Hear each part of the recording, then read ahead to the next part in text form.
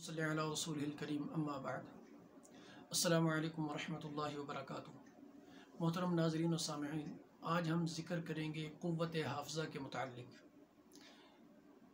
कि जिसकी याददाश्त बहुत ज़्यादा कमज़ोर हो, हर चीज़ भूल जाता हो या कुछ चीज़ें भूल जाता हो, या इसी तरह बच्चों का मामला है कि बच्चे सबक याद करते हैं, पढ़ते भी हैं, लेकिन इसके बावजूद भूल जाते हैं।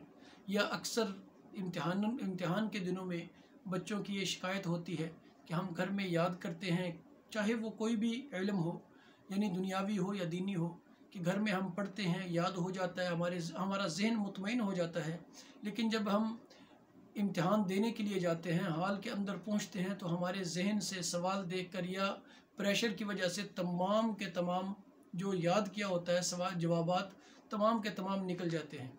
या फिर दूसरी सूरत के बच्चा बहुत ज़्यादा कुन जहन हो कि कोई भी चीज़ बच्चा याद न रख पाता हो, बच्चा शरारती बहुत ज़्यादा हो, यानी बच्चा किसी की बात न मानता हो, ज़िद करता हो।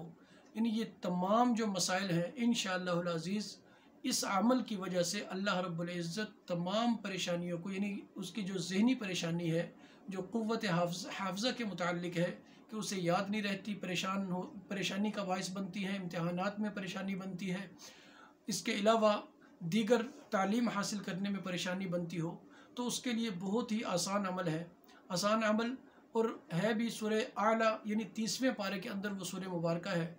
आपने उस सूरह मुबारक को पढ़ना है। अब वो तकरीबन अक्सर मुसलमान बच्चों को याद होती है, जिनको नहीं याद वालिदैन पढ़ सकते हैं। यानी बच्चा छोटा हो या उसे सूरत ना आती हो, तो वालिदैन, बहन भाई, कोई भी बड़ा इसको पढ़कर उस बच्चे पर जैसे ही दम करेगा, चंद दिनों के अंदर इंशाअल्लाहुल अज़ीज़ बच्चे का जहन बहुत ज़्यादा कवी हो जाएगा कि जो चीज़ वो देखेगा, जो चीज़ पढ़ेगा, जो चीज़ याद करेगा, इंशाअल्लाहुल अज़ीज़ वो कभी भूलेगा नहीं। अब उसका तरीका क्या है कि तरीका यह है कि आपने तहज्जुद का वक़्त सबसे बेहतर है कि आप तहज्जुद के वक़्त उठें, अल्लाह रब्बुल इज़्ज़त के सामने इल्तिजा करें, दुआ करें, नवाफिल पढ़ें। पढ़ने के बाद आपने जब देखना है कि वो बच्चा सोया हो, यानी बच्चे के लिए मुताल्लिक़ कि बच्चा सोया हुआ है, तो आपने सूरह आला पढ़नी है, यानी सब्बिह इस्मा रब्बिकल आला आखिर तक।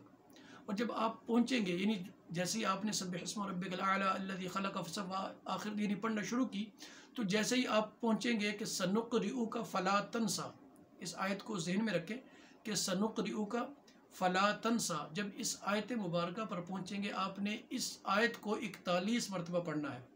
यानी सूरत के दरमियान में जैसे ही ये आयत आएगी, सूरत एक मरतबा ही पढ़नी है, लेकिन दरमियान में जैसे ही ये आयत आएगी, इस आयत मुबारक को आपने 41 मरतबा पढ़ना है।